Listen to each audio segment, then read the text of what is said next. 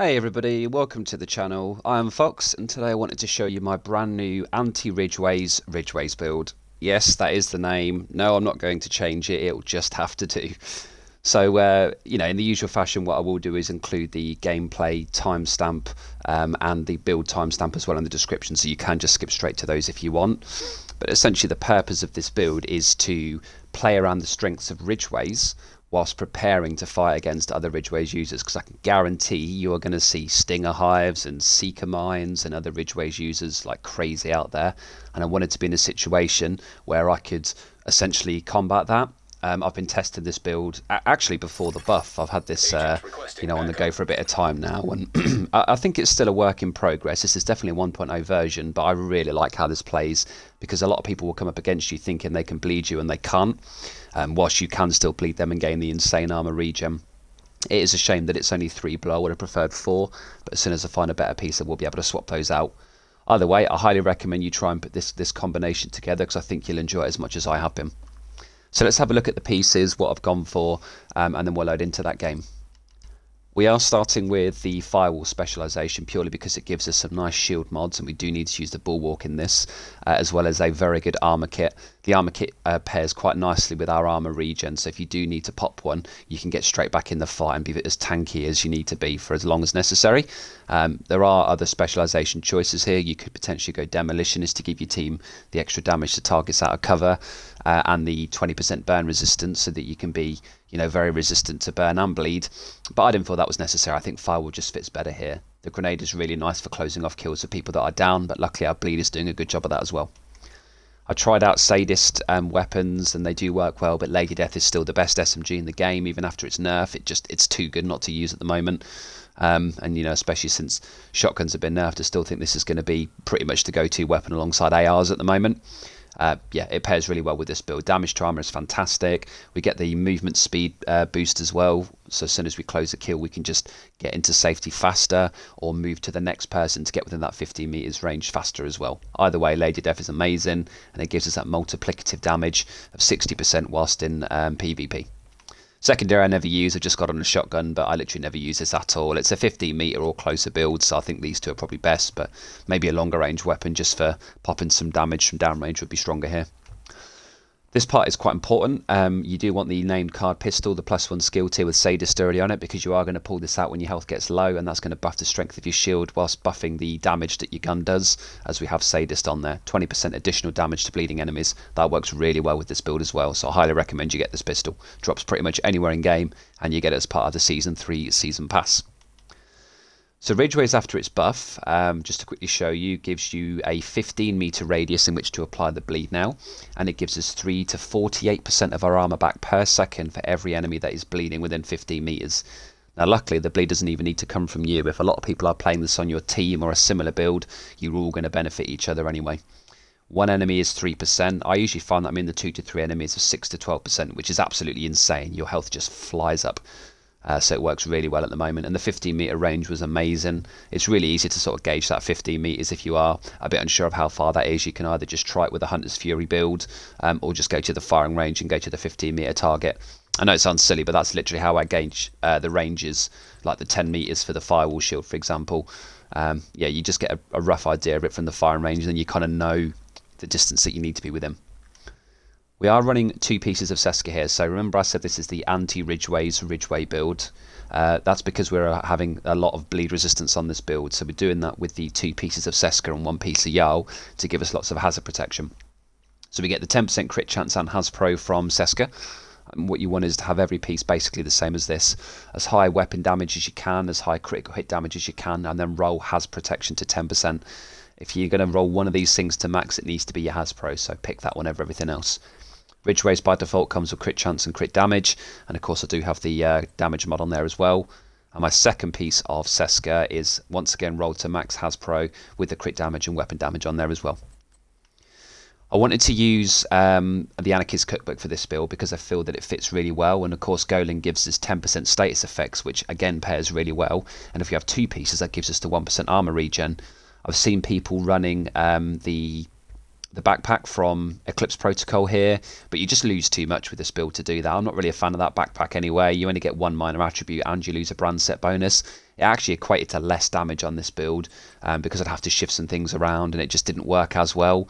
And Perfectly Wicked is still an 18% total weapon damage buff, but unlike the backpack, it lasts pretty much indefinitely. If you're running the Eclipse Protocol backpack and stuff isn't bleeding, you're not going to get the damage. With Wicked, you are. So, in my opinion, that is the stronger choice, because it means you can have the second golem for the 1% armour regen just to top off what you already have. So once again, this is rolled to hazard protection maxed and very high critical hit damage with armour. And then, of course, the Anarchist Cookbook, you know, by default comes with armour, so I've just got hazard protection and crit chance rolled on there. I have got one bleed resistance mod on this build, which is all you need. You could go 2 to be completely immune, but the bleed lasts for maybe a third of a second, not very long at all. And then, of course, you know, as is the case with a lot of bleed resistant builds, you do have the one piece of Jarl in there for that 10%, once again rolled to armour, has pro and crit chance. As a result of all of that, with the 2 damage mods and the 1 bleed mod that I have on this build, we're looking at exactly 60% crit chance with 121.8 crit damage. And if you go down to our hazard protection, we're at 80% has pro immunity. Of course, we're getting 10% from our watch, remember. And our bleed is 89%. I went right past that. 92% is the threshold for immunity. If you are lower than 92, you will not be immune. I'm only 3% off. It doesn't last. I'd rather not run 2 bleed mods and lose the critical hit damage. Lady Death is very good, and I want it to be as powerful as possible. So yeah, it's a 3 blue, 3 red build with potentially very large amounts of armour regen. The way that we play this is we start with our Lady Death, run around and get lots of kills with it, and then if we do become low, what you want to do is pull out your Bulwark shield, which is currently tier 3, but of course with the car pistol, that's going to buff it to tier 4. That's also going to buff our Stinger Hive so that this does even more damage. Now if you prefer, you can just go to the EMP jammer, as pretty much everybody is going to be running bleed hives, but this is the beauty of this build. You don't need to do that because you are already basically bleed immune. And of course your 80% has pro as well, so let's not forget that Riot Foam, Burn, all of these things are going to hit you for a very, very tiny window only. And even though we don't have as many blues as I think a lot of people are going to play Ridgeways, it doesn't really make that much of a difference because the Hasbro kind of makes up for it, and the massive amount of weapon damage makes up for it even further. We don't need to worry about constantly shooting stuff that's bleeding because of Perfectly Wicked. The moment you apply the status effect, you just get the damage buff anyway. What I like to do is shoot one guy to make him bleed and then move straight over to the next one. And it still works from range as well. So yeah, that's, you know, I just think it's a better choice for this build personally. So what we'll do now is load into a conflict game, and I will show you how this all plays out. Right, so we're on Stadium. Let's see how we do. We're up against, I think, 2 Ridgeways users. One of them's using ongoing directive with the Eclipse backpack, which is a nice combination. Another one just gone armour regen. So let's see how we pair against those guys. So if you watch my hive count there, you see it's on 12. As soon as I pull out that pistol, it goes straight to 13. Ooh, I see you, buddy.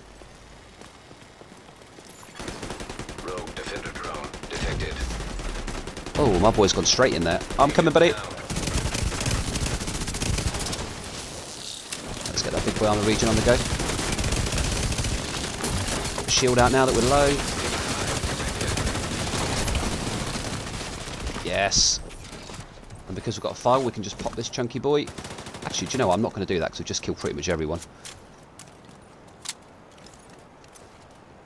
We'll shoot this down. Oh no, I should have had a long range weapon for this. Yes, I did it. Okay, so we've got a couple of nice kills there, which is a good start.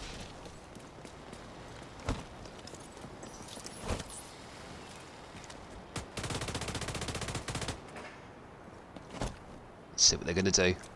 Now, I've only seen one person go right, so my guess is we're going to get some people pushing left here. There he is.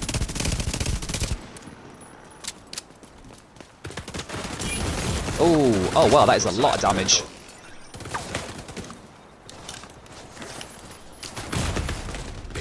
Oh no, we're on the left. Ah, teammate did have him, but just a second too late. Oh, unlucky, buddy.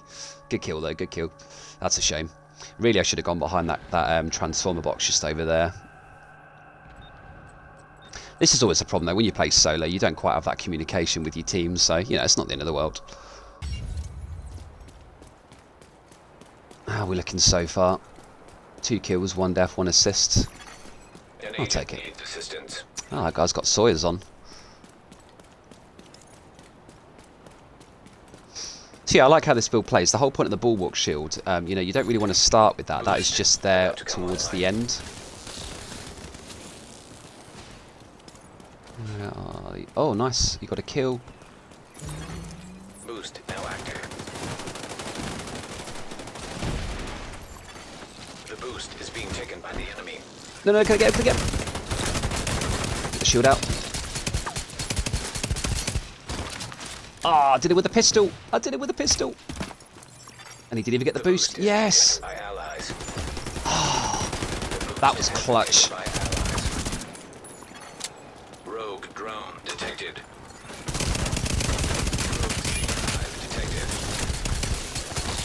You got your shield out too early, buddy. You're too strong for this. Get the shield out. Ah!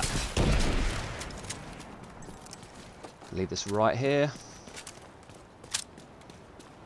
So the problem is that when you switch to your pistol, you lose all your stacks from Lady D. But I mean, you're getting back so fast anyway. It's not the end of the world. And if you are concerned about that, just you know, it might be better just using like a Sadist. Immediate medical assistance needed. That's a big no from me. Ah!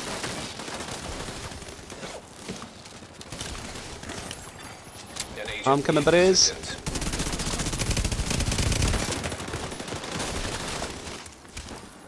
Look at that armour regen. Look at it fly up.